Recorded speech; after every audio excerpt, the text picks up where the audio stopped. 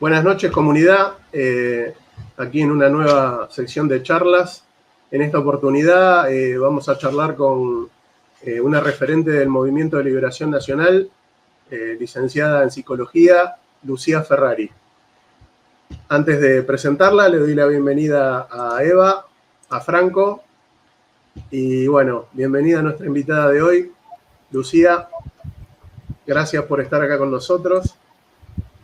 Buenas noches, ¿cómo estás? Bueno, Hola Lucía, buenas noches. Presentación. Así que bueno, Lucía, contale a la comunidad un poquito de qué se trata, contanos de vos, que sos militante del Movimiento de Liberación Nacional, qué es el Movimiento de Liberación Nacional y qué propone para esta Argentina. Contanos un poco con tus palabras. Bueno, primero que nada, gracias por la invitación a los tres, y que me parece muy bueno que haya este tipo de iniciativas, de que las personas se puedan ir juntando, organizando y difundiendo otro tipo de ideas que las que propone el sistema, que en general son pura basura, materialista, individualista, el hedonismo. Así que me parece muy bueno y los felicito por esta iniciativa que tienen ustedes. Yo soy Lucía Ferrari, tengo 34 años. Como vos bien decías, Gastón, soy egresada de la Universidad de Buenos Aires de la carrera de Psicología, hace muy poquito me recibí. Todavía no ejerzo porque estoy esperando el título y todo. También soy técnica en Industria de Procesos de la Escuela Técnica de Educación número 2 República de Venezuela, de Merlo, la mejor de todas. Exacto. Una de las mejores experiencias de mi vida, la Escuela Técnica, por lejos. Y bueno, milito en el movimiento hace como 10 años ya, más o menos, junto con mi marido, Juan Manuel, y otros compañeros, ¿no? Lo conocimos a los compañeros a partir de así, de una cosa rara que alguien lo conocía, que le dijo, y nos juntamos en Tokio, en Morón, en el restaurante, y nos comentaron el proyecto que tenían de nacionalizar el comercio exterior, recuperando la flota mercante, y nos pareció algo que no veníamos escuchando en la militancia. En la militancia política en ese momento se hablaba como más de temas ideológicos, o de la rosca política, de las internas, de quiénes iban a ser los candidatos, y la formación política quizás era más que nada de historia de nuestro país, que también es importante, pero nunca nos habíamos adentrado en el tema de el estudio programático del desarrollo industrial de nuestro país, no solo en lo que ya se hizo, sino en lo que había que hacer ahora, ¿no? En el siglo XXI, en el día de hoy. Y bueno, ahí nos adentramos un poco en el movimiento, también el movimiento fue creciendo, se fue desarrollando, porque se arrancó, digamos, con el tema del Plan Naval Argentino, que se presentó en el año 2012, incluso en Casa Rosada, se le llevó a la entonces presidenta Cristina con una carta. El Plan Naval, que lo que plantea básicamente es construir una flota mercante de bandera nacional para el país, para poder hacernos cargo de los fletes marítimos que se ejercen en el comercio exterior. Este plan naval, digamos, surge de lo que es el astillero Río Santiago, que fue una fábrica, digamos, una fábrica estatal de buques que queda en la zona de Berisso, La Plata y Ensenada, que es de las pocas empresas públicas que sobrevivió a las privatizaciones de los años 90 del gobierno de Menem, pero que desde ese momento hasta ahora, si bien no se privatizó, porque la lucha de los trabajadores y del pueblo en general de ahí de la zona fue muy fuerte en defensa, ¿no?, del patrimonio de todos nosotros, porque más allá de que ellos trabajan ahí, las empresas del Estado son de todos nosotros, son patrimonio de todos los argentinos. Si bien sigue siendo estatal, está deprimida, digamos, en el sentido de que no está fabricando buques para el país. Entonces, bueno, de ahí surgió esa necesidad de construir estos proyectos de ley, que son dos proyectos que componen este plan naval, que plantean, por un lado, recuperar el mercado de fletes, con el proyecto que se llama Transporte por Agua con Reserva de Cargas, que se basa en el derecho internacional, que implica que todos los países, al comerciar con otro país, tienen el derecho a reservar el 50% de los fletes. O sea, por ejemplo, uno hace la ida y otro hace la vuelta, por decirlo coloquialmente. Pero digamos, los países tienen ese derecho y lo pueden ejercer. Entonces nosotros planteamos con uno de los proyectos de ley, reservarnos ese 50% que nos corresponde, y con el otro proyecto, que se llama Fondo de Desarrollo de la Industria Naval, lo que planteamos es, mediante un arancel del 2% a los fletes, o sea, no al producto que llevan, sino al flete en sí, con un 2% que se le cobra a todos los fletes que se hagan, crear un fondo autosustentable de la industria naval para que se fabriquen buques en el país. Y la idea sería, con eso, poder contar con buques graneleros, que se plantean construir 114, con portacontenedores, también 14 que se necesitan para traer las manufacturas o para exportarlas. Los graneleros serían para, bueno, lo que más hacemos nosotros, que es la materia prima, ¿no? Después, bueno, también necesitamos buques pesqueros, barcazas para navegar lo que es la hidrovía, mal llamada hidrovía, porque en realidad es el río Paraná, y bueno, se le dice hidrovía, digamos, por este tema de que se le concesionó a esta empresa y se le sigue aprobando la concesión del dragado, que nosotros entendemos que, como ya lo planteó Rosas hace un montón de años, todo lo que es navegación interna tiene que ser 100% de bandera nacional, no podemos permitir que los buques de las multinacionales ingresen a nuestros ríos, porque eso no pasa en ninguna parte del mundo, porque es una violación a la soberanía y porque además con esos buques enormes lo que hacen es hacer que draguen cada vez más el río y se dañe el ecosistema, porque generan tanto inundaciones como sequías con ese dragado abusivo, y si nosotros no dragáramos el río y lo navegáramos con barcazas, directamente ya dejando de dragar podríamos impedir el ingreso de estos grandes buques, y haríamos justicia porque es lo que corresponde y lo que hacen todos los países, salvo, digamos, obviamente con nuestros países hermanos que no tienen salida al mar, con los que obviamente podemos acordar de manera bilateral y equilibrada.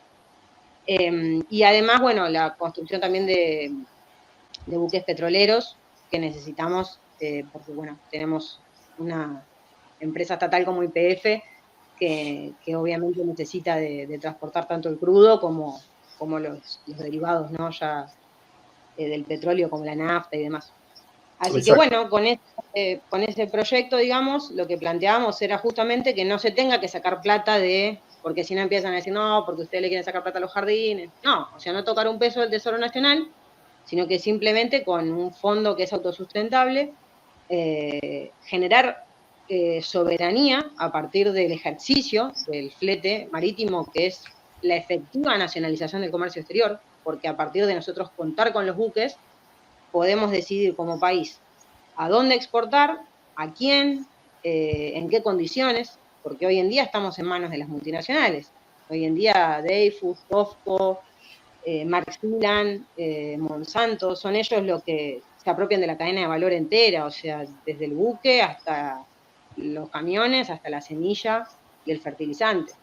Entonces nosotros, pudiendo contar con una flota mercante, una marina mercante de bandera nacional, podemos ser soberanos y decidir si realmente queremos destinar toda nuestra producción a la soja para exportar a China, para alimentar los chanchos de los chinos, o si queremos otra cosa, digamos, que es más o menos lo que pasó, ¿no? En la época que teníamos la flota mercante, por ejemplo, en el gobierno de Perón, se le llevó granos a la España de Franco y también se le exportó autos a Cuba. O sea, por fuera de las ideologías se pudo, digamos, establecer las relaciones comerciales con el país que uno le crea conveniente para sí, que es imposible sin contar con una marina mercante, porque si no la tenemos, estamos a merced de que nuestra producción la transporten los dueños de los buques. Exacto. Y no solo eso, sino que con este plan lo que se proyecta son 145.000 puestos de trabajo industriales, tanto en astilleros, o sea, el astillero Río Santiago como cabecera, porque es el astillero más grande de Sudamérica, pero también todos los astilleros privados que fueron quebrando en los 90 cuando Menem decreta el cese de bandera con el decreto 1772, que era la bandera de conveniencia.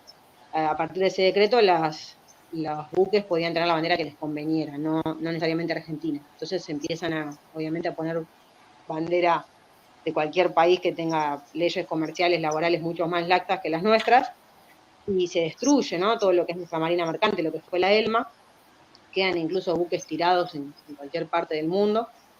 Y bueno, a partir de ahí no solo quizás estaba ese mito liberal, ¿no? De decir no, porque el estado elefantiásico genera problemas y lo que faltaba era que se corra para que el privado crezca. Cuando cae la Marina Mercante de bandera nacional y por ende Astillero Río Santiago deja de fabricar también, todo lo que son los astilleros privados quiebran también. Todo lo que es la zona de la Ribera Sur y también por la zona de Tigre, Astarza, Príncipe Menipenco, todos los astilleros privados empiezan a quebrar y una zona que era recontra industrial, como la zona sur, por ejemplo, bueno, estos son puestos de trabajo que se pierden y que gente que quizás trabajaba en la industria naval haciendo cosas de complejidad como es un buque, tiene que dedicarse a otras cosas, a labores mucho más, qué sé yo, rebuscárnosla como hacemos todos los argentinos, ¿no? Exacto, Entonces, exacto. poder volver a ese modelo es también elevar el espíritu del argentino para que uno pueda tenerla, decir, bueno, pucha, yo estoy haciendo un buque, no es Claro. menor, y eso No, le no. da trabajo al astillero estatal como cabecera, que es el más grande, que bueno, que también puede construir para la Marina de Guerra. Por ejemplo, construyó el Ara Santísima Trinidad, que fue el buque insignia de Malvinas. Pero también puede construir, pero también los astilleros privados son los que construyen, y también la pyme, porque de golpe el buque necesita lamparitas, pintura, todo un montón de cosas que no se hacen en el astillero. Eso lo provee la pyme. Y la pyme a la vez, con esto, digamos, con esta política, también crece en calidad, porque necesita cumplir con estándares y normas de calidad para la construcción naval, que son internacionales y que a través del IRAN, por ejemplo, obtiene certificaciones, y capaz incluso hay casos donde pymes que han hecho la pintura de buques argentinos, después consiguen un contrato con Alemania para pintar un buque, y bueno, eso hace crecer también en la industria nacional, y a la vez toda esa gente trabajando, tanto en los astilleros como en la pyme, obviamente va a gastar la plata en la zona. Y eso nosotros le llamamos el reflejo social, que digamos fue un estudio que se hizo en la época de Néstor Kirchner, donde por cada puesto de trabajo industrial se generan 1.4 puestos de trabajo en la misma sociedad, porque, bueno, la persona que tiene un buen sueldo, en el estado empresario o en la pequeña y mediana industria, ¿qué hace? Va y quema el salario, como hacemos todos nosotros, nos compramos Claro, asado, le compramos a los claro. chicos. Claro. Entonces Porque es esto, un círculo. exacto, o estos 145.000 puestos de trabajo es mano de obra calificada, no es cualquier empleo. Y bien remunerado. Exacto, porque aparte, a veces cuando uno habla de estas cosas, ¿no? Por ejemplo, el astillero Río Santiago, de la necesidad de volver al modelo de la empresa estatal productiva, de la empresa estatal que fabrica, que es industrial, dicen, bueno, que nosotros somos estatistas y que en realidad somos comunistas, y bueno, en realidad todo este desarrollo no tuvo nada que ver con el comunismo en el país, sino con un grupo de ingenieros del ejército. Más que nada todo el industrialismo a partir del Estado viene de la época de Mosconi, Baldrich, Sabio, que son todos militares, que además eran ingenieros y que veían que no se desarrollaba, o sea, que la multinacional no solo no desarrollaba la industria acá, sino que le hacía la contra a la industria argentina, y que tampoco había iniciativa privada para hacer una refinería como la que hizo Mosconi, que es una refinería como la del Complejo Industrial de La Plata, que es enorme, y lo mismo con el astillero, que es una obra monumental. Entonces, no es estatismo, porque incluso cuando hablamos de los puestos de trabajo, la mayor cantidad de los puestos de trabajo, estos 145.000, se generan en la propia comunidad, porque el Estado, o sea, los puestos de trabajo en astillero que nosotros calculamos son 24.000 de los 145.000, contando los astilleros privados y los astilleros, y el astillero Río Santiago. Después la PYME se hace cargo históricamente en la Argentina del 70% de los puestos de trabajo que hay en el país, y el resto, que es la gran mayoría, se genera en la propia comunidad a partir del emprendedor, del comerciante, de la venta de servicios, digamos, de las personas que a partir, como decimos, de esa masa monetaria que hay girando, dicen, bueno, el albañil, los oficios, el carpintero, y todo eso es beneficioso para la sociedad en su conjunto, porque esa persona no se lleva la plata afuera a una cuenta offshore a enriquecer a X, no, queda acá en el país eso.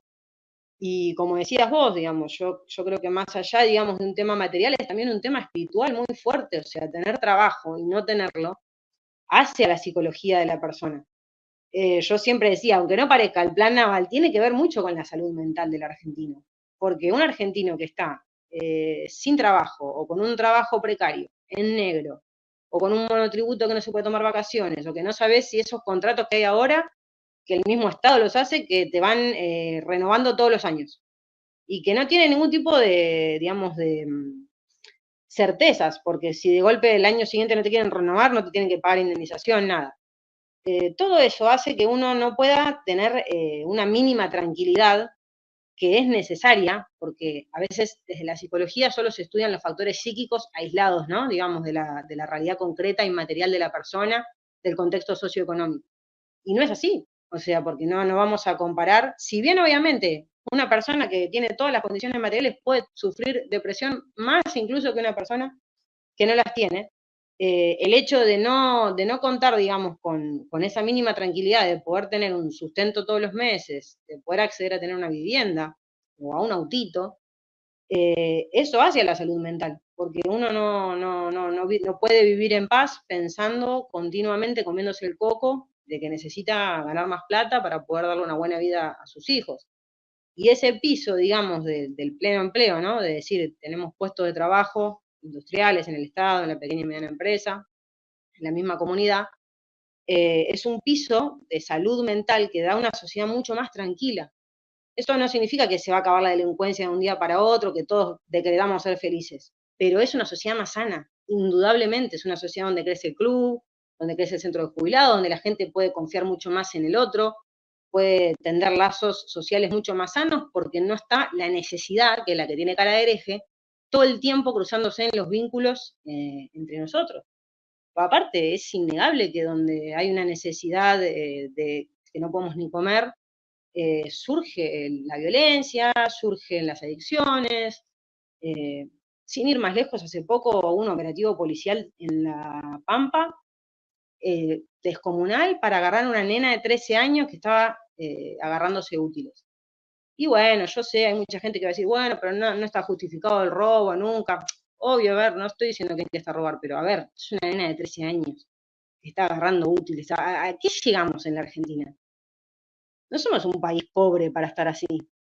Todo lo contrario. Somos un país absolutamente rico, no solo en recursos, sino en capacidad de los argentinos. Bueno, acá en la charla tenemos dos profesionales, casi, o sea, están ahí a punto de recibirse, que un futuro ingeniero espacial, una futura antropóloga, digamos, está lleno de gente con capacidades técnicas para abarcar cualquier tipo de tarea, y que en su gran mayoría lo hacemos con mucho amor y no tenemos el incentivo para continuar. O sea, el que estudia una ingeniería, que estudia medicina, pasa que es una mansadora el sistema, ¿no? Porque te termina diciendo, no, bueno, me voy a trabajar al privado porque en el Estado me negrean, en el Estado de la residencia te pagan 2 mangos, te pagan la mitad que en la clínica.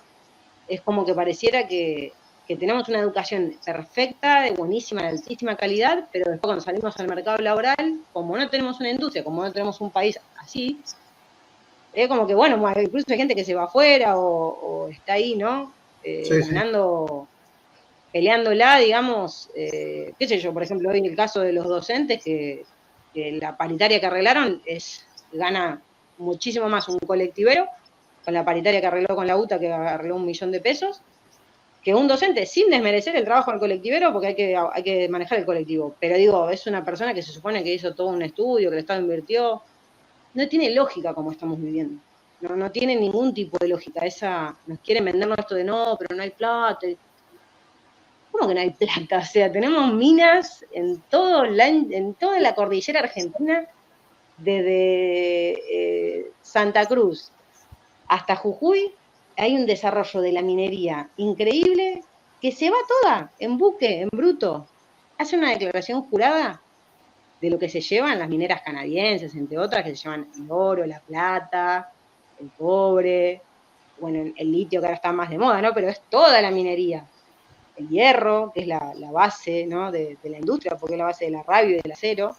Hacen una declaración jurada, en base a eso te pagan regalías del 2%, se la llevan, y después nosotros, ¿qué hacemos? Importamos el trabajo final.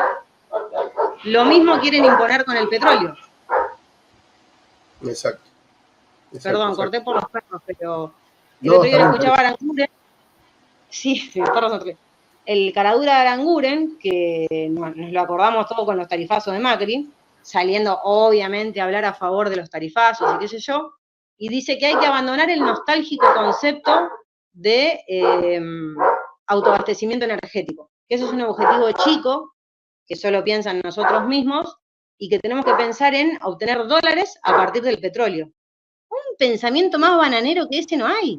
O sea, es exportar el petróleo en crudo para dejar que el trabajo real, que es el de la refinería, donde obtenés un montón de derivados, porque el petróleo es como una vaca sagrada que le sacás de todo, de propano, butano, fuel oil, combustible para aviones, nafta, hasta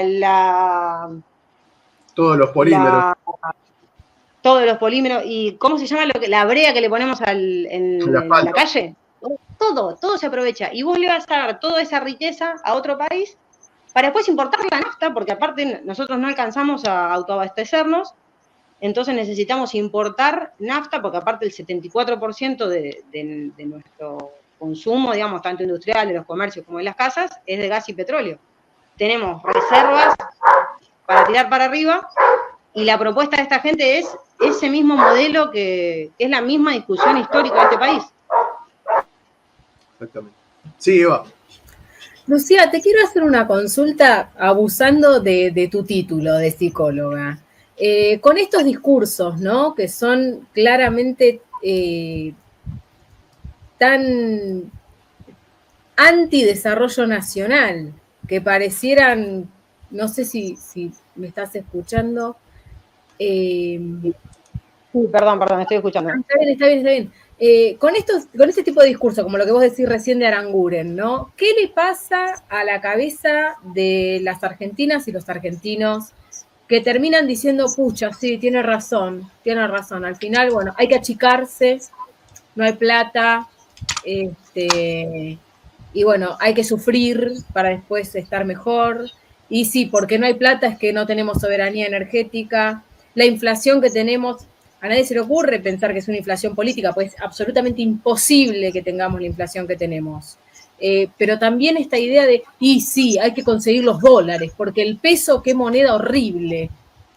La Argentina no fabrica dólares porque, bueno, la base monetaria tiene que ver con la base productiva. Entonces, si nosotros no producimos, es lógico que todo empiece a deteriorarse. Pero, ¿qué le pasa a las personas? Yo me abuso de tu conocimiento y te pregunto a vos, desde tu punto de vista profesional, ¿qué crees vos que les pasa a esas mentes para aceptar estos discursos totalmente contrarios a sus intereses y a su beneficio y al desarrollo nacional?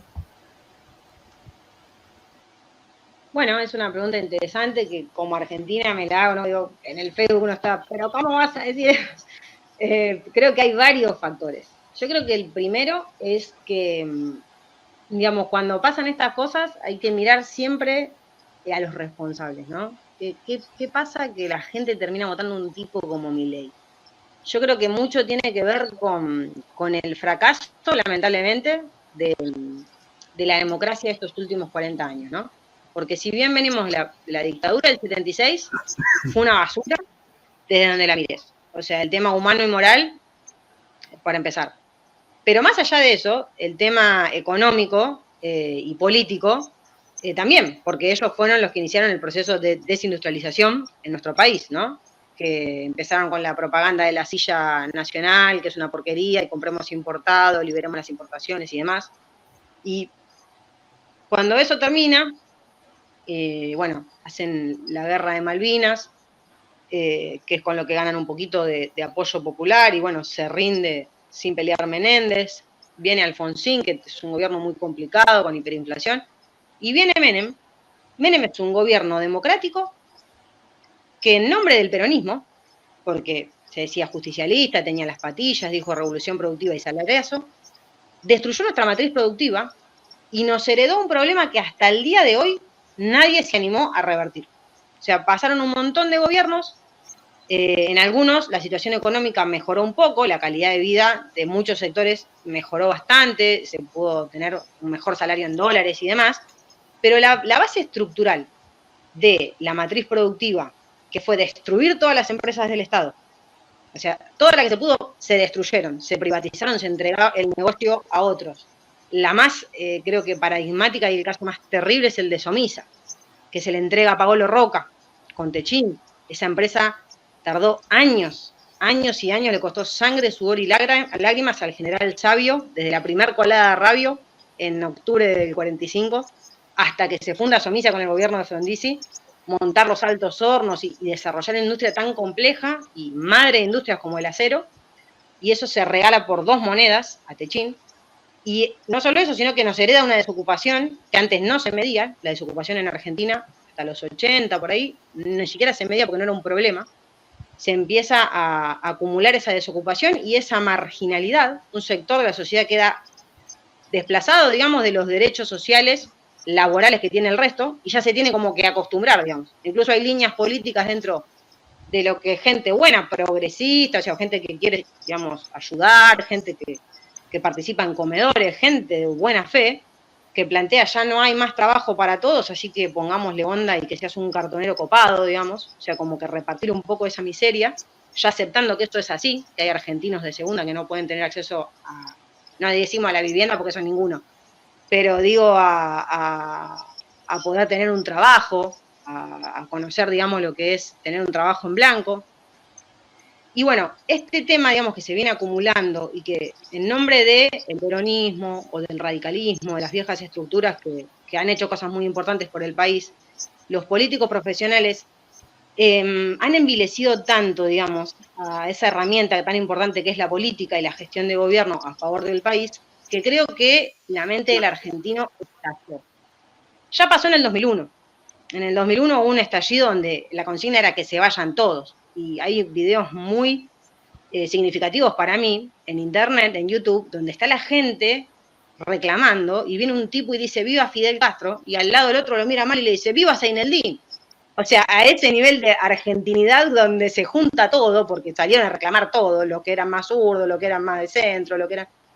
y la consigna era que se vayan todos, porque todo este manoseo que se hizo por parte de los políticos argentinos, y lamentablemente no fue iniciativa ni siquiera de ellos, porque esto viene de Estados Unidos con el consenso de Washington, ya desde la dictadura militar, ¿no? Con la Escuela de las Américas, pero con el consenso de Washington, que dice directamente, le dice a Menem lo que tiene que hacer, estos políticos que responden a embajadas extranjeras, que hacen la plancha, estallan la mente del argentino, después se recupera un poco eso, con el gobierno de Néstor Kirchner, de Cristina, donde hay una mejora en la calidad de vida, pero como no se termina de solucionar lo estructural, lo de fondo, ya después de Macri, como decíamos antes de conectarnos, digamos, a la grabación, del gobierno de Macri para acá, o sea, Macri, Alberto y ahora este tipo Milei, la calidad de vida del argentino fue deteriorándose, las evaluaciones fueron muy fuertes, y yo creo que la persona más común, que quizás no hace un análisis tan complejo, ¿no?, del tema político, histórico, del tema productivo, que quizás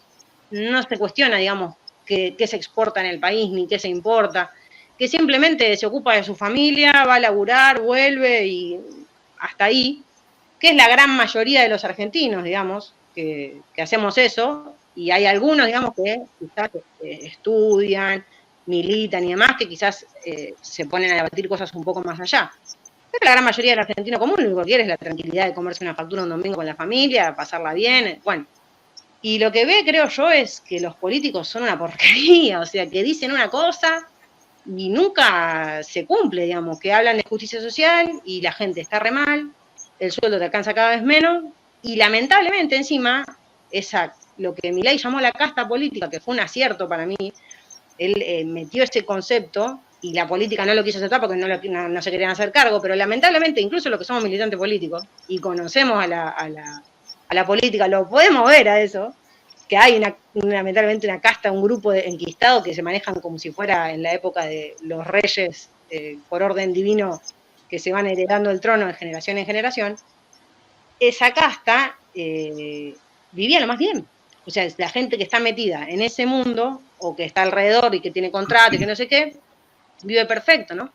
Y eso yo creo que en la mente de muchas personas fue como bueno, vamos a darle fe a cualquiera, Incluso la gente te decía, no, pero no creo que lo haga. Pero sí, lo dice que lo va a hacer. O sea, te está diciendo que lo va a hacer, no, pero no creo el Congreso no lo va a dejar. Bueno, cualquier excusa como para decir, a esto no lo voto más. Fue como un hartazgo.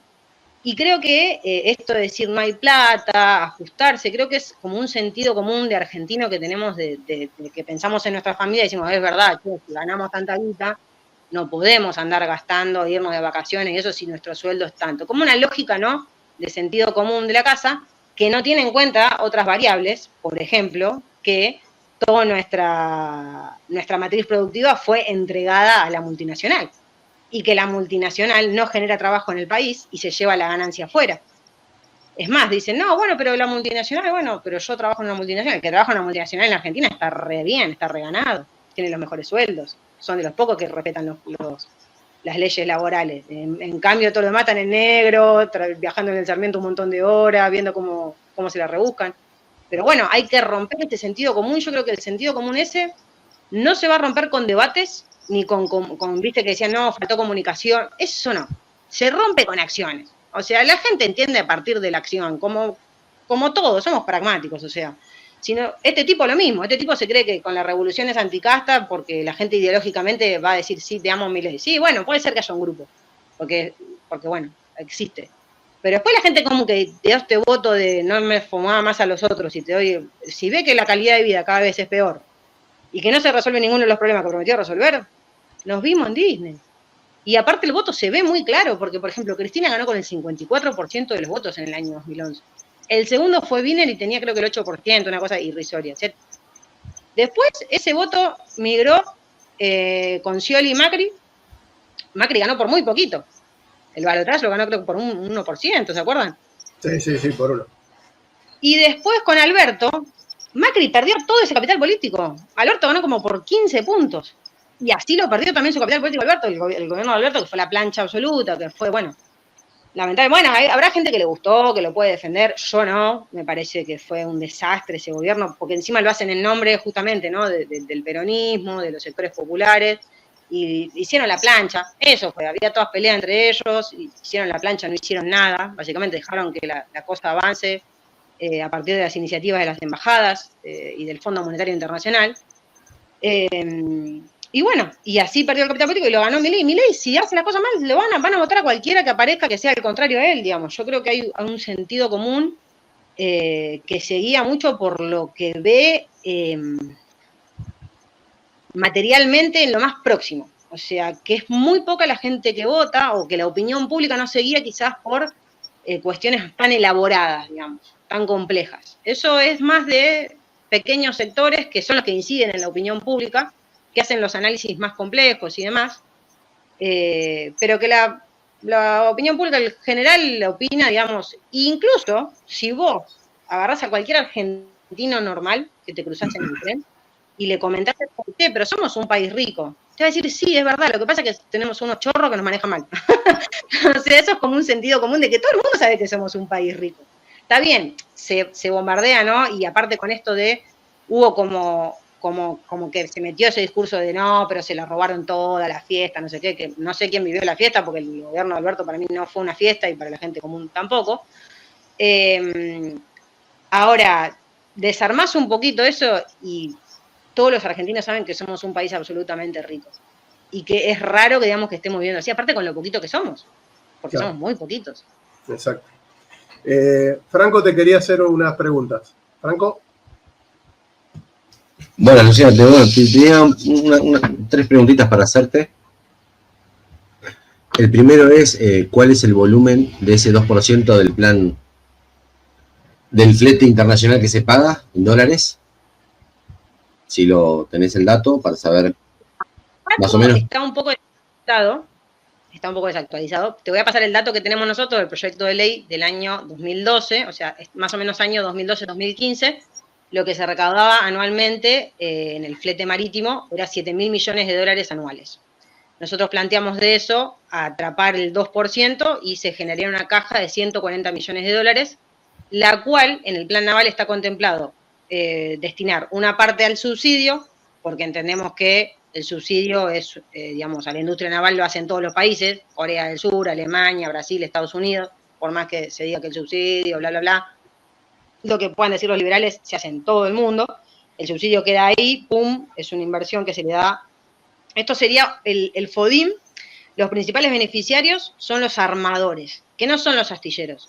Los astilleros son las empresas que fabrican los buques efectivamente, y los armadores son los fleteros, o sea, las empresas que navegan efectivamente, que hacen el traslado, ¿no?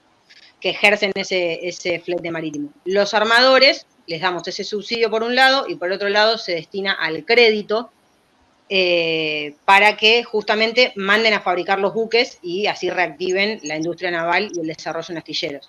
El crédito de lo que se plantea es que se le dé un crédito al armador a pagar en 10 años, tenían 10 cuotas de 1.4 millones, cosa que el FODIM vaya creciendo, más allá del ingreso anual fiscal de 140 millones de dólares, que entraría por la alícuota esta, por el impuesto. Nosotros le damos un crédito al armador. Nosotros, para que el armador acceda a esa plata, se plantea en el plan naval, digamos, que tiene que cumplir ciertas condiciones. Tiene que tener una cuenta en un banco argentino, en un banco nación, provincia. Tiene que tener bandera nacional, tripulantes argentinos. Tiene que cumplir con las leyes comerciales de Argentina. Y bueno, para poder acceder al crédito le pedimos además que haga una inversión inicial que equivale al motor del buque, que lo tendría que importar porque hoy en día no se fabrican grandes motores diésel en Argentina, se fabricaron en su momento, ahora ya no. Entonces con eso uno ve que el armador tiene la voluntad real de no fumarse la plata, sino de fabricar en el país.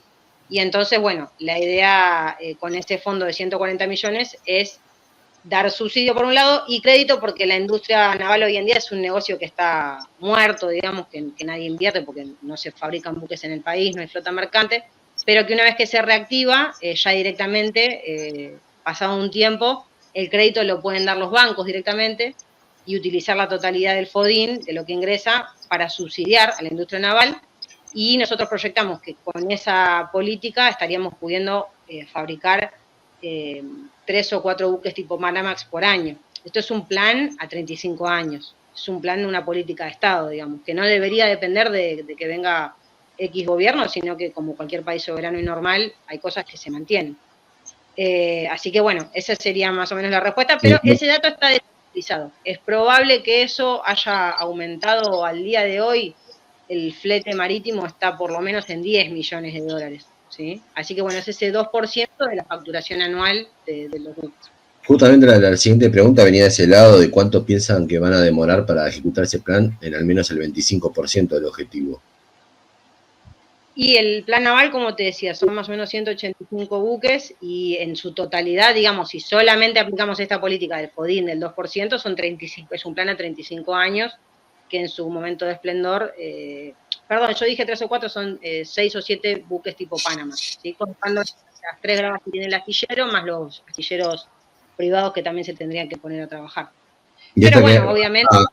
Esta que me sale ahora, a partir de lo que estabas comentando, si el fabricante tiene que comprar el motor, ¿cómo se financia el tipo en dólares para poder comprar un motor con la situación actual?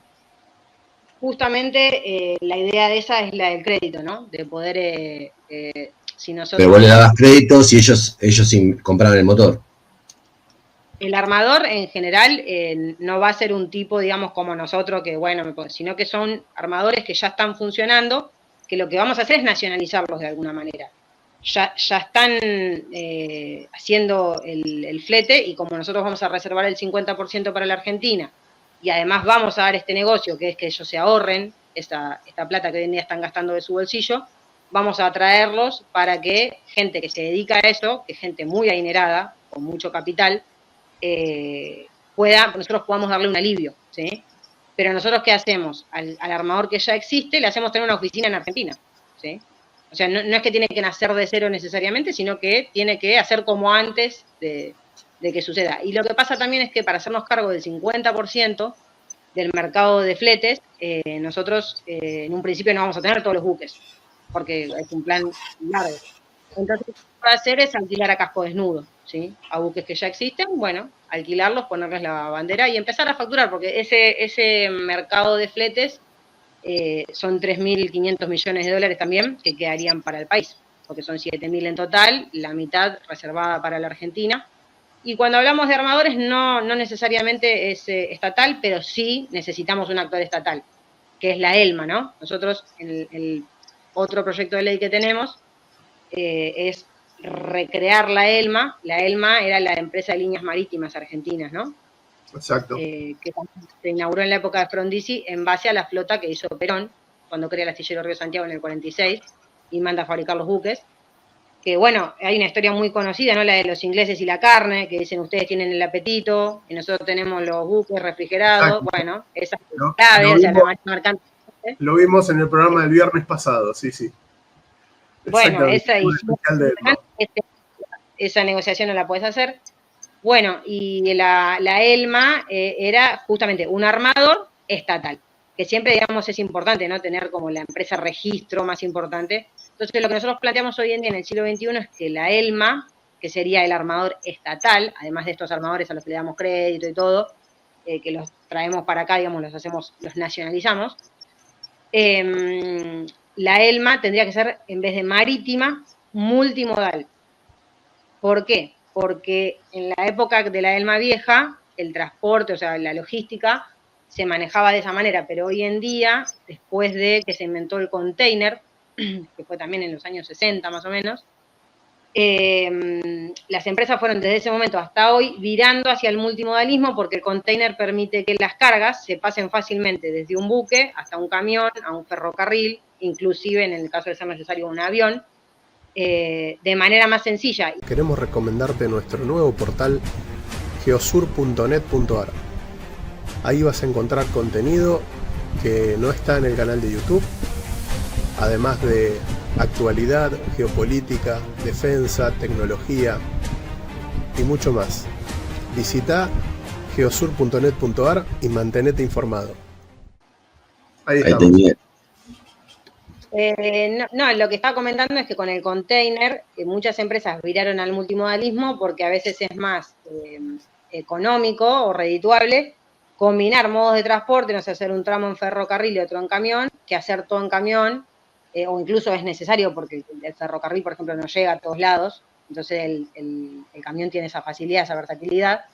Entonces, la mayoría de las logísticas, por ejemplo, un ejemplo es América Latina Logística, que es una empresa que operaba el Urquiza de cargas, tienen eso, tienen tienen líneas férreas, pero tienen una flota de buques, una flota de camiones. Entonces, la ELMA del siglo XXI debería conformarse de esa manera, no solo como la flota mercante estatal, el armador estatal que ejerce, digamos, esos traslados, sino también como una empresa ya directamente, una corporación logística que tenga a su cargo de manera centralizada la flota mercante y fluvial, ferrocarriles argentinos, aerolíneas argentinas, una flota carretera que debería componerse de camiones y de micros también, porque la idea de la ELMA sería que sea para el transporte de cargas, también de personas, y bueno, esos 4 modos de transporte que funcionen de manera centralizada para poder hacerle frente a lo que es la logística como se maneja hoy. Por ejemplo, tenemos gente enfrente, como decíamos, Monsanto, Dreyfus, COFCO, son corporaciones, incluso hay empresas que tienen, o sea, ganan por año más que el PBI nuestro. Entonces necesitamos realmente nosotros armarnos de sociedades y corporaciones del Estado, que el Estado tiene un factor de escala que quizás el privado no tiene, el privado, el PYME, ¿no? Para poder hacerle frente a eso. Y bueno, en ese sentido, la ELMA la planteamos como una empresa de líneas multimodales argentina del siglo XXI, que es el otro proyecto de ley, que plantea además de, bueno, esto, ¿no?, de recuperar la marina mercante y de que la navegación interna sea en barcaza nacional, la construcción de unas vías férreas que hoy no tenemos, que sería como para hacer el perímetro nacional en vías férreas. O sea, recuperar lo que es el Gran Capitán para conectar la zona de Buenos Aires con Misiones, eso ya está. Pero hay que ponerle un poquito de onda porque está medio. Después necesitaríamos un federal norteño para conectar las provincias norteñas siempre olvidadas, un federal andino para ir de Jujuy a Tierra del Fuego, y un federal atlántico para de Tierra del Fuego llegar a Buenos Aires, y ahí cumplimos como el perímetro que la idea sería así integrar la producción y la gente, ¿no? La gente sobre todo porque sabemos que donde pasa el ferrocarril hay un pueblo y demás, y genera puestos de trabajo para que la gente esté toda concentrada acá en Buenos Aires, pero además la producción porque, por ejemplo, nosotros planteamos la necesidad con respecto al tema del petróleo de construir 2 refinerías, una en Catriel, Río Negro, que ahí se vincula con La Pampa y con Mendoza, y otra en Comodoro Rivadavia, que es donde están las cuencas más importantes petroleras, para poder justamente romper con esto de exportar el crudo e importar los derivados, o sea, las refinerías nos permitirían eso, y bueno, para poder después transportar, ¿no? lo que fabricamos ahí, no sé, a Buenos Aires o al resto del país, tener unas vías férreas que nos comuniquen sería genial. Lo mismo con el carbón de Río Turbio, o con Alto Somoza en Jujuy, o sea, poder conectar la producción, y ferrocarril es el medio de transporte más económico y más ecológico. Mientras que un camión transporta un contenedor, un tren te transporta 40, 80. Es una locura. Sí, lo que pasa es que, bueno, desde los 90 para acá lo mismo. O sea, si hablamos de cualquier sector de la industria, tenemos que ir a los años 90 y el menemismo. Exacto. Entonces, la otra pregunta Sí. es si crees que tienen los cuadros técnicos para poder llevar adelante ese plan, y en ese caso si los podés caracterizar las competencias de esos futuros funcionarios, y tanto cual y como cuantitativamente, ¿no? Sí, yo creo que sobre todo en esto, lo que más hace falta son los cuadros políticos que incentiven la producción en ese sentido, porque cuadros técnicos en este país hay para tirar para arriba. Están esperando ser llamados, están, como decíamos, trabajando en cualquier lado, y sí necesitamos cuadros políticos capacitados técnicamente, porque obviamente no vamos a poner a una psicóloga a hacerme cargo de ITF, porque no soy experta en el tema. Pero sí nosotros necesitamos, como cuadros políticos, capacitarnos en la generalidad de la cuestión técnica. Sí, igual no me refería al cuadro político, que sé que hay un montón, yo me refería específicamente al cuadro técnico, que es ese funcionario que va a administrar o allá adelante técnicamente, digamos, el plan, ¿no? Más allá de la dirección política. Yo creo lo contrario. Yo creo que lo que falta son los cuadros políticos, porque los cuadros técnicos están.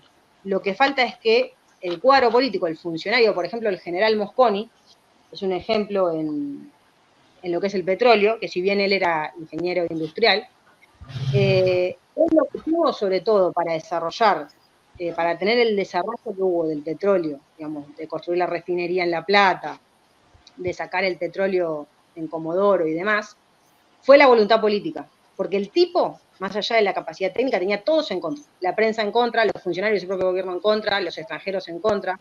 Los cuadros técnicos incluso le decían, no saques petróleo de acá no hay la capacidad geológica. El tipo decía, saquen petróleo, no me interesa. Hacé el pozo acá, perforalo, y sacaba petróleo, y de hecho le atribuían capacidades mágicas a Mosconi, de que donde él tocaba había petróleo, y era que en realidad el tipo tenía una voluntad férrea, un patriotismo, que no lo parabas con nada, ¿sí?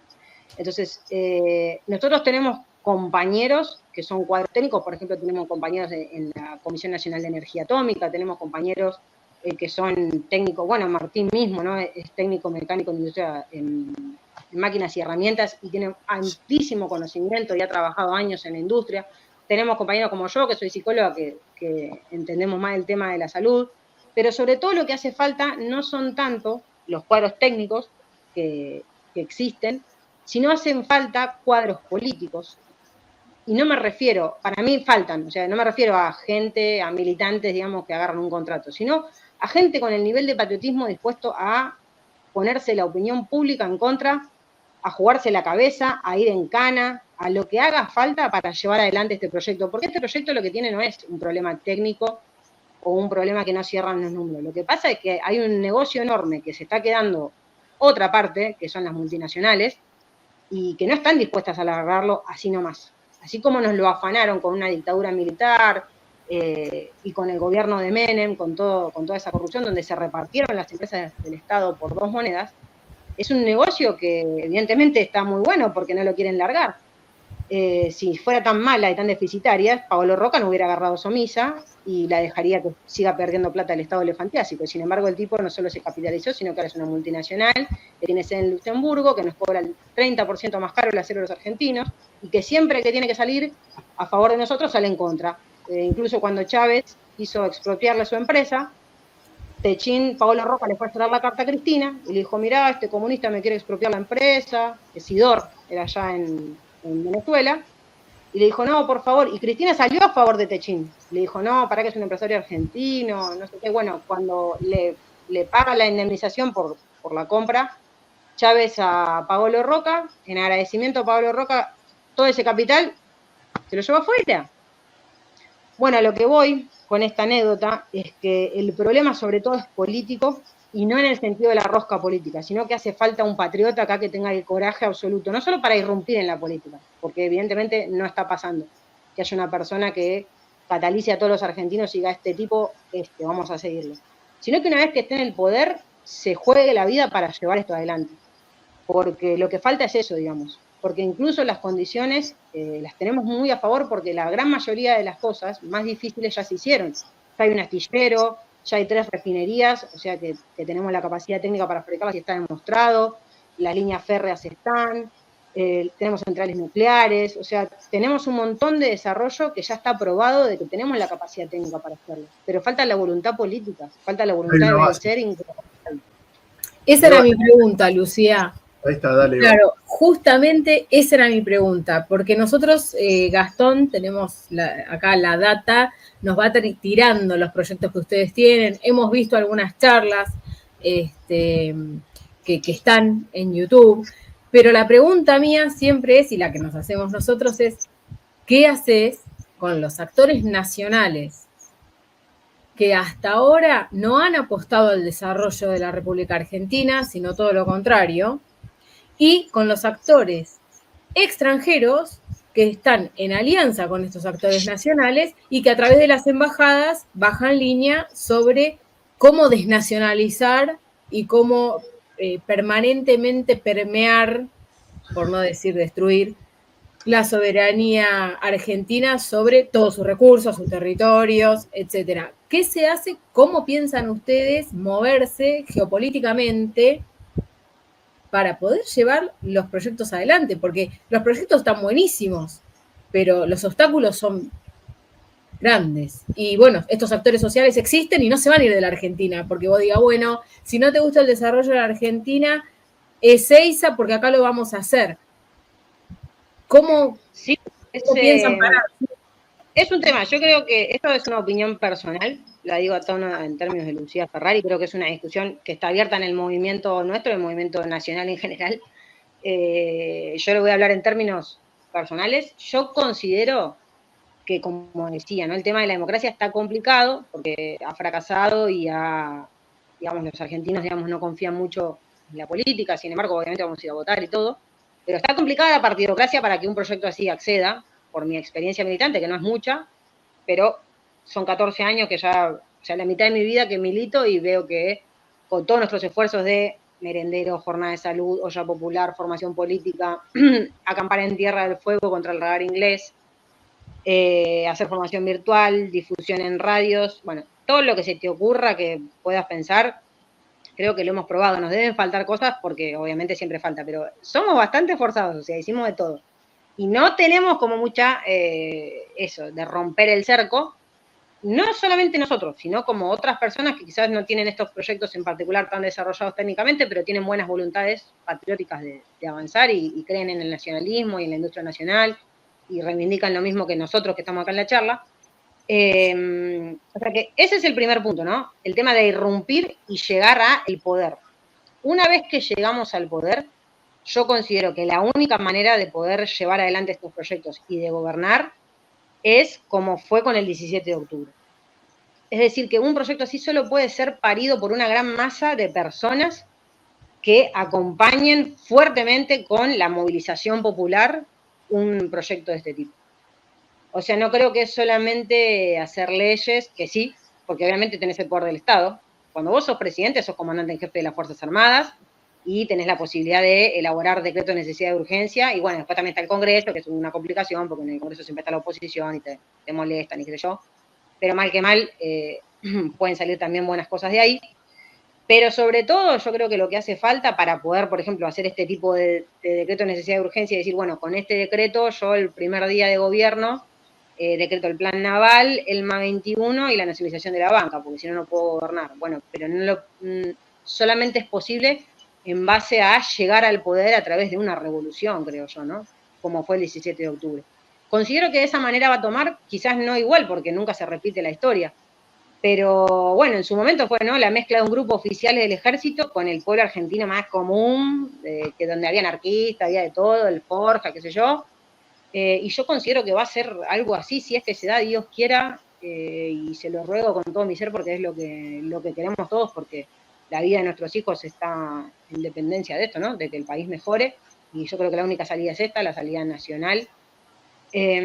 Así que considero que va a ser en base de una revolución, quizás no como se entendió en otros momentos, de que hay que salir a armar una guerrilla, porque no considero que sea el momento, pero sí que tiene que ser algo revolucionario, o sea, tiene que cambiar de base el esquema político, así como estamos con esta partidocracia, o sea, y primero soy concejal y después soy intendente, no sé qué. Yo particularmente, esto es una idea mía, Lucía Ferrari, yo no la veo.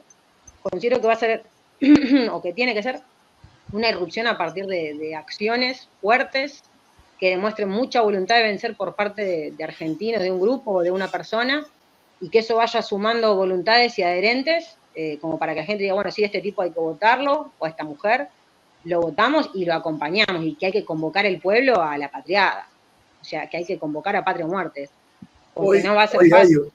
Hoy hay un terreno para eso, hoy hay una crisis de representación. Yo creo Porque que sí. Yo creo que porque de ahora al que se vayan todos, estamos a la vuelta de la esquina.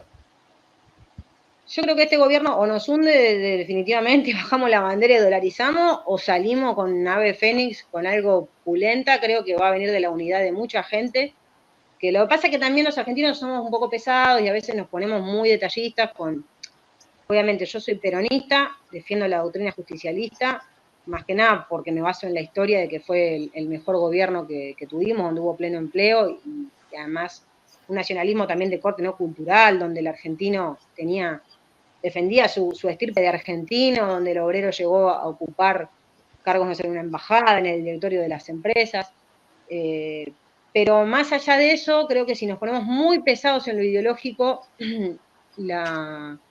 no la estamos viendo, digamos, porque considero que hay que generar la unidad del argentino común, de a pie, que quizás ni sabe lo que pasó en el peronismo en aquella época, que obviamente que hay que enseñar y difundir, pero sobre todo hay que hacer en este siglo, hay que demostrar en este siglo XXI este coraje patriótico, que la causa es la Argentina, la bandera nacional, que esto no es en perjuicio de otros, porque el argentino no es imperialista en lo más mínimo, ni xenófobo, porque de hecho, hablando de Mosconi, ¿no?, el tipo cuando funda YPF se hace un periplo por América Latina y se va a México y le dice a los mexicanos que funden ANCAP, se funda YPFB en Bolivia, Pemex en México, perdón, Pemex en México, ANCAP es de Uruguay.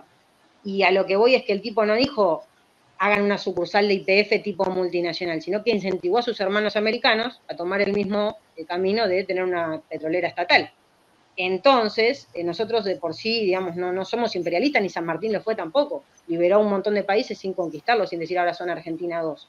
También no era Argentina en ese momento, pero a lo que me refiero es que no es que tomó esa identidad y dijo son nuestros, no, los liberó. Entonces, y fíjate cómo esto también, ¿no?, en este estilo pasa que cuando estábamos en el Mundial, cómo Bangladesh estaba con la camiseta de la selección sintiéndose liberado, ¿no?, por ese antiimperialismo contra los ingleses, ¿no?, esa porquería de pueblo que es nuestra antítesis. No sé si pueblo raso, pero sí es una idiosincrasia que está todo mal, digamos, entre nosotros y ellos. Nos quisieron invadir desde las invasiones inglesas para acá, que siempre están operando en nuestra contra. Hoy en día tenemos el tema Malvinas, inclusive a carne viva. Y bueno, yo creo que de esta estirpe criolla argentina, que tiene que ver un poco con esto, ¿no?, de lo que te comentaba el video ese, donde estaba Fidel Castro y el que decía viva en el DIN, donde va a surgir un poco de lo que es el pueblo argentino en su diversidad, pero sí que tiene que tener una conducción estrictamente patriótica, que tenga claro, digamos, que la contradicción es patria o colonia, y que contra estos tipos que operan de afuera para acá es combatir absolutamente, o sea, sin tregua y sin cuartel. Y hay que convocar al pueblo a eso. Así que bueno, no es fácil. La pregunta obligada. Alianzas regionales, alianzas internacionales. ¿Por dónde pasa hoy para ustedes? Nosotros somos mucho de la idea del continentalismo, ¿no? Que ya planteó Perón. Creemos que sí o sí, todos estos proyectos que estábamos comentando, ¿no? La ELMA, la ITF y todo, sí o sí tenemos que tener, regionalizarlos. Porque como bloque, América del Sur, que también se le dijo América Latina, le dicen Hispanoamérica, digamos, para no incurrir en un error con los franceses. Pero se entiende, digamos, América del Sur más los países de Suramérica, Centroamérica. sí, tal cual. Suramérica. Como nosotros. Tenemos que hay ciertas ripideces, ciertas complicaciones, quizás con Brasil tenemos cierta competencia, con Chile tenemos ciertas cuestiones históricas que son complicadas, pero dentro de lo posible, la unidad americana primero que nada, política y también productiva. ¿Sí? Por ejemplo, el ferrocarril andino que nosotros planteamos, que iría desde Tierra del Fuego hasta Jujuy, eso puede continuar y llegar hasta Caracas y ser el camino del Inca del siglo XXI para unir, ¿no?, las producciones con un ferrocarril que sea sudamericano. Y bueno, hay ejemplos, por ejemplo, cuando estaba Néstor Kirchner con Chávez, ellos cuando se veían medio complicados, incluso hacían acuerdos donde dejaban el dólar de lado, intercambiaban directamente petróleo con materia prima, trigo, lo que fuera, que nosotros producimos. Entonces nosotros eso, primero que nada, la alianza continental, ¿no? América del Sur, sí o sí, obligada, como bloque económico y político de poder. Y después yo considero que a nivel internacional, bueno, obviamente tenemos enemigos históricos, que son Inglaterra y, bueno, Estados Unidos, y por fuera de eso, digamos, lo que nos convenga, lo que nos ayude, pero siempre desde una perspectiva de tercera posición, es decir, nacional, velando por los intereses argentinos, porque yo creo que se incurrió un error de que, como repudiamos el imperialismo norteamericano e inglés, se pasó a el imperialismo chino, que si bien no es militar, porque los chinos no te invaden, económicamente sí te invaden, o sea, los tipos te inundan de importaciones, tienen todos los supermercados, vienen a pescar acá al Atlántico Sur, o sea, es complicada la relación con China, no es tampoco tan equilibrada y bilateral y copada. O sea, sí podemos hacer alianzas comerciales y políticas, pero dentro de lo que sea interés nacional, no subordinarnos a otro país. No, bueno, vengan ustedes, hagan las centrales nucleares. Tal cual. Porque si no pasamos de un extremo al otro y sí, como que es cambiar un golpeador por otro. Claro, es como decía Breche, ¿no? No hay que cambiar de collar, sino dejar de ser perro. Y en ese sentido yo hay que aliarse. Incluso, por ejemplo, tenemos que potenciar la relación con los africanos, que ellos tienen un mercado también muy grande, muy abandonado, y que nosotros también estamos cerca, digamos, para comerciar con ellos. Pero sí, yo considero que en ese sentido, obviamente, tenemos enemigos y con esos estamos complicados, que son Inglaterra y Estados Unidos principalmente, lo que es la OTAN. Por fuera de eso hay que ir evaluando según el momento que Dios quiera nos toque gobernar, qué es lo conveniente a nivel económico y político para poder ir confrontando y ir metiéndonos en el mercado mundial, porque al fin y al cabo esa es la disputa real, la disputa por el valor. Es la ideología, sí, bueno, pero ¿quién se queda con el valor agregado? Y nosotros en la División Internacional del Trabajo nos dejaron de bananeros, de exportador de materias primas, y bueno, y así estamos. Entonces necesitamos revertir ese rol y en eso, bueno, yo considero que tenemos que ser abiertos a ver qué pasa en ese momento. Nosotros consideramos que la apertura y el ingreso de la Argentina al BRICS iba a ser un punto de posicionamiento geopolítico estratégico, no solamente en términos comerciales, sino también en términos de posicionamiento político, para poder también renegociar términos con quienes nos tienen invadidos. ¿Ustedes este ingreso al BRICS cómo lo ven? ¿Como el actual gobierno? No, hubiera sido, yo considero que no hubiera sido malo el ingreso al BRICS siempre que hubiéramos puesto, lo que pasa es que nosotros en nuestra condición de no tener marina mercante, que el comercio exterior tenerlo en manos de multinacionales y tener una farmacia productiva entregada a la nada, es como, nos podemos meter, políticamente puede hacer ahí, o podemos pedir créditos y demás, pero siempre estamos en una condición de muy inferioridad. O sea, puede venir bien para romper un poco con la hegemonía norteamericana e inglesa, que estos tipos directamente, Israel, ni digamos, me faltó el eje del mal. el Estado de Israel, que estos tipos son directamente, bueno, ustedes ya lo vieron, él se fue ahí, directamente dijo que había que pasar la capital ahí a Palestina. Bueno, eso claramente no. Pero yo considero que igual, si no resolvemos el tema propio nuestro de la marina mercante, el comercio exterior y la industrialización, digamos, es decir, quedarnos con ese valor agregado y nosotros hacernos cargo de la fabricación industrial, nunca vamos a estar en términos buenos para ninguna alianza internacional, porque nos pasa eso con China, digamos. Tenemos buenas relaciones con la subordinación total. Así que creo que no estaría mal, digamos, para hacer un contrapeso así geopolítico, pero si lo hacemos en términos de colonia, como estamos hoy en día, tampoco termina de ser diferencial, digamos. Lucía, consulta, ¿el ML tiene algún tipo de posición tomada respecto de las nuevas tecnologías a desarrollar? No sé, por ejemplo, inteligencia artificial, nuclear, bio, nanotecnología, espacial, etcétera. Y mirá, lo único que veo, que quizás a veces somos un poco más polémicos con todo lo que nombraste, es el tema de la inteligencia artificial, porque hay algunas cosas en términos bioéticos de la inteligencia artificial que están complicadas. Más que nada, viste... Está bien, vos podés decidir que esté bien o está mal, pero si no la desarrolla el otro. Y con todas las limitaciones, digamos.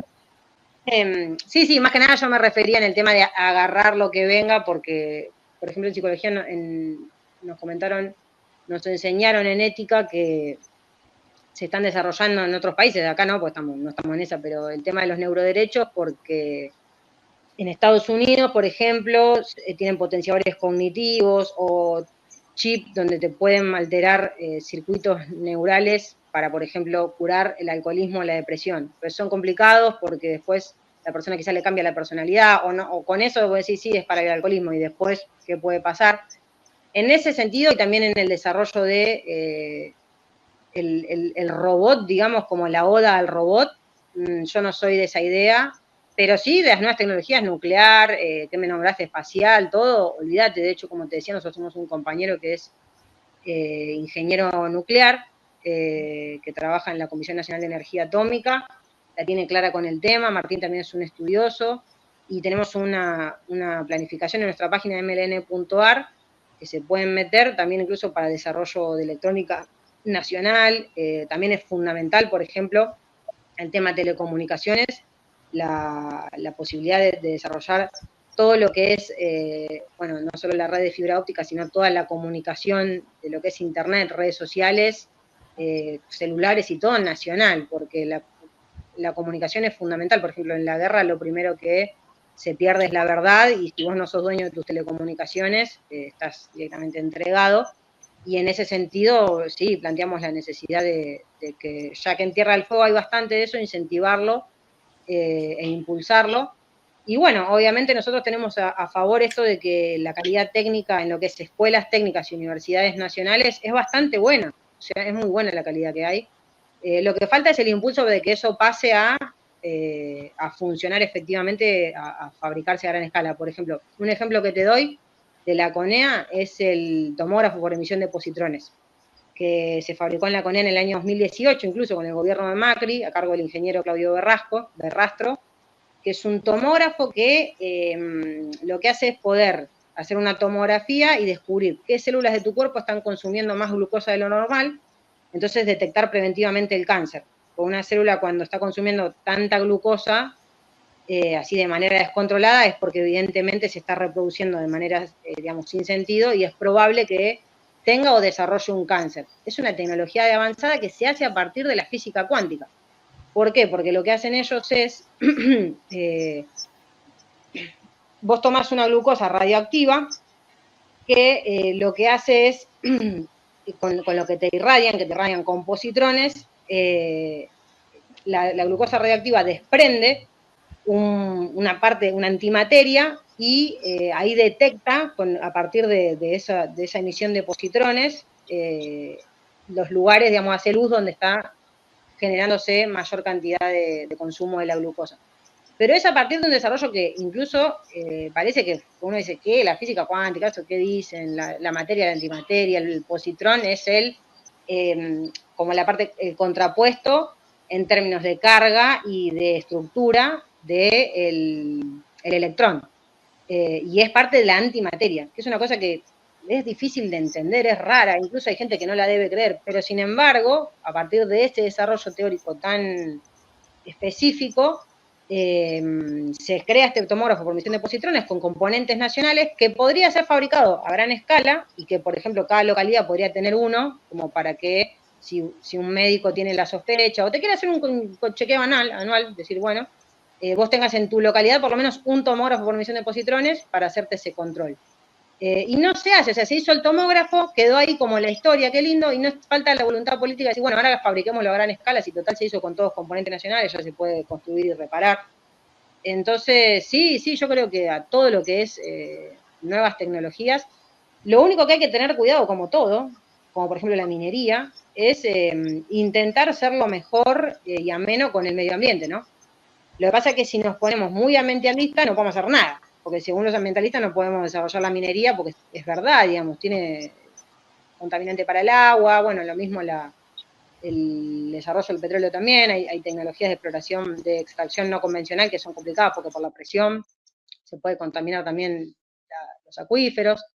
Ahora, ¿qué pasa? Si lo hace una multinacional que lo que busca es llevarse el producto en bruto, en buque y llevárselo a su país, no le importa nada, no le importa cuidar el agua, no le importa absolutamente nada. Si lo hacemos nosotros, lo vamos a desarrollar justamente teniendo en cuenta y tomando lo más posible el cuidado del medio ambiente y el criterio de no gastar y quedarnos sin nada. Si tenemos en cuenta eso, yo creo que hay que avanzar con todo lo que se pueda, digamos. Todo el desarrollo industrial, todo lo que sirva para el desarrollo industrial en la Argentina, tenemos que avanzar. Y respecto de la restricción de dólares, ¿cómo tiene algún tipo de plan en ahí de movimiento? Porque todo lo que es industria es dólares. Que uno de la mayor erogación que tenemos de dólares es justamente en importaciones. Entonces nosotros, entendiendo que estamos en una situación complicada, ¿no?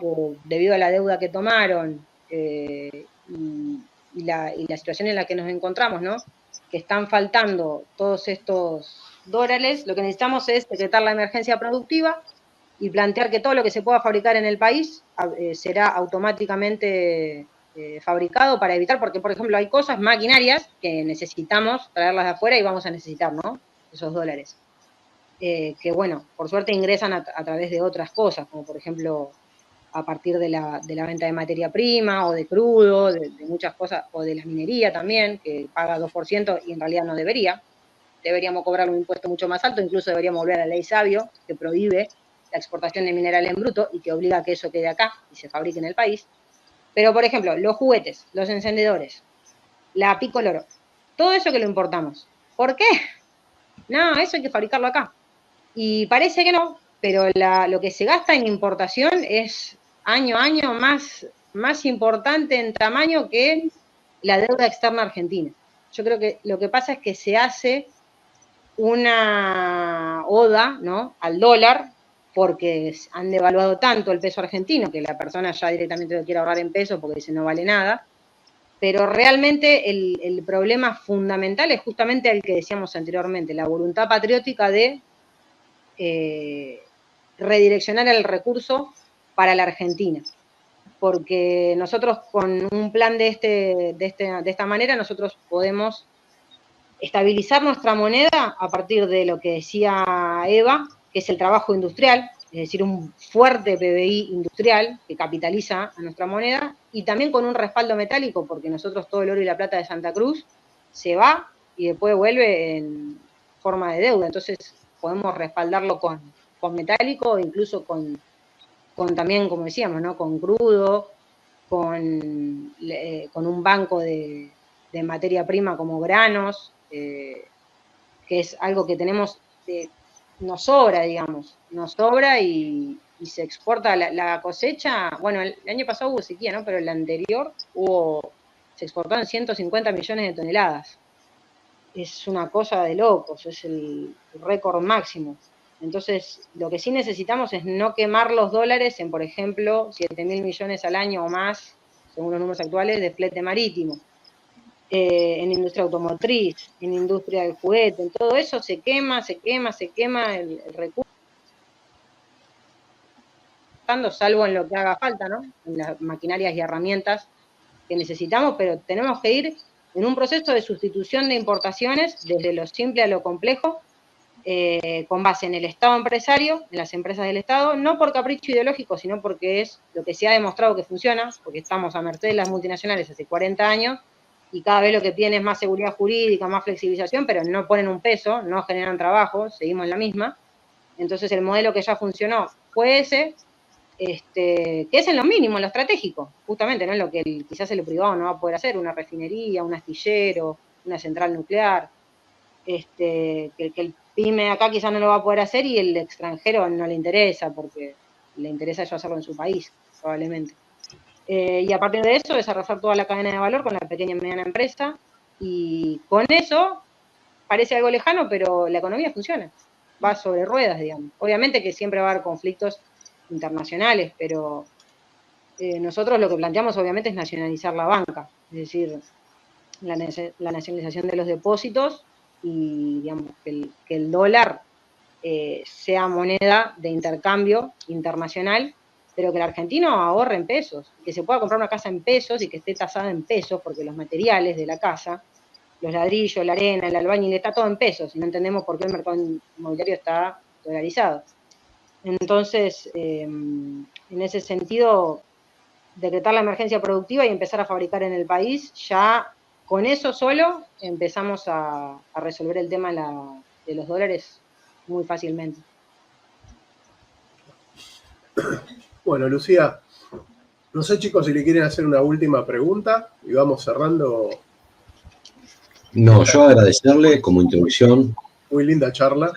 A Lucía y conocer a su espacio. Muchas gracias, Lucía. Está excelente.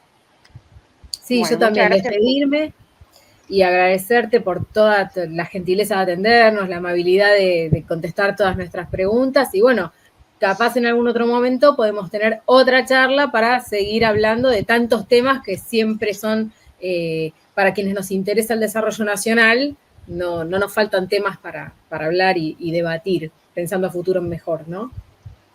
Gracias. Bueno, más que agradecida yo por la invitación, qué mejor para un militante que le den la posibilidad de contar un poco, ¿no? Lo que pensamos, lo que sentimos como argentinos. Cuando quieran podemos hablar del tema que gusten.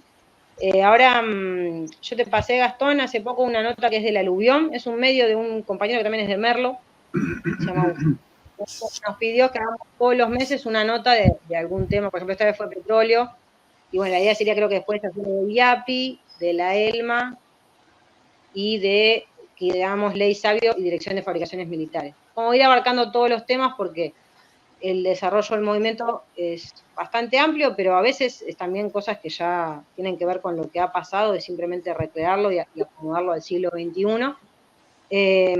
Así que hay tema para hablar de lo que tengan interés, por mí encantada, cuando quieran me pueden avisar. Excelente. Ya saben, los perros, pero ya los entré. Así que... No hay problema, no hay problema. No, por mi parte, Lucía, agradecerte. Realmente es un placer y un lujo tenerte acá con nosotros. Esta es la idea del canal, es justamente traer ideas que en pos de la patria, como lo decimos siempre, y todas las ideas que sean buenas para el país son todas bienvenidas. Y bueno, va a haber que hacer fuerza para que se genere esa revolución en paz que necesitamos para que este país salga adelante, ¿no? Así que... Sí. Creo que hay que estar en estado de alerta y movilización porque... ¿Viste que hay gente que dice este gobierno se cae, se va en abril? Yo, ojalá, por mí, sería lo que más deseo, porque detesto este gobierno y no soy del, ay, no, que termine, porque la verdad que cuanto más hace, más daño. Pero yo los veo re cómodos, re tranquilos y considero que hay que estar en estado de alerta y movilización porque si el pueblo no se mueve, no, mágicamente, digamos, no va a pasar nada. Y esperemos que eso dé pie y ayude a que se empiece a generar, ¿no? Un poco de músculo de protestas aisladas, sino el argentino junto reclamando por lo que corresponde. Porque lo que nosotros hemos notado es que el pueblo quiere alguien que le hable de futuro, ideas concretables, y basta es decir, lo mal que lo estamos pasando, claro, lo mal que lo estamos pasando, que hoy somos una colonia, que nos están entregando, que nos están vendiendo, creo que lo sabemos todo y lo vivimos día a día cuando vamos al almacén. Entonces, la idea nuestra es hablar de decir, loco, se puede hacer algo distinto a esto. No, esto no es necesario. Esto que te explicaron no es necesario hacerlo. Se puede hacer otra cosa. Esa es la idea. Sí, y que dejen de victimizarse, porque si no, que no se presenten a elecciones. Porque se presentan a elecciones todos para criticar al gobierno anterior que le dejó una pesada herencia. Y bueno, entonces, ¿para qué te presentas, hermano? Quédate en tu casa y que se haga cargo alguien. Si uno se presenta a elecciones para resolver los problemas que te dejaron los anteriores. Dejen de joder. Bueno, necesitamos, Martina Yerbe y otros compañeros, ¿no?, del campo nacional, empezar a unir las lanzas, como dice el movimiento nuestro. Y bueno, gente con voluntad de avanzar y decir, bueno, sí, ya sabemos el problema, ahora hay que resolverlo. El problema hay que resolverlo y hay que ir para adelante. Bueno, sin más, nuevamente, Lucía, agradecerte. Un saludo a la comunidad que va a estar viendo esto. Y bueno, muchas gracias por estar a todos del otro lado.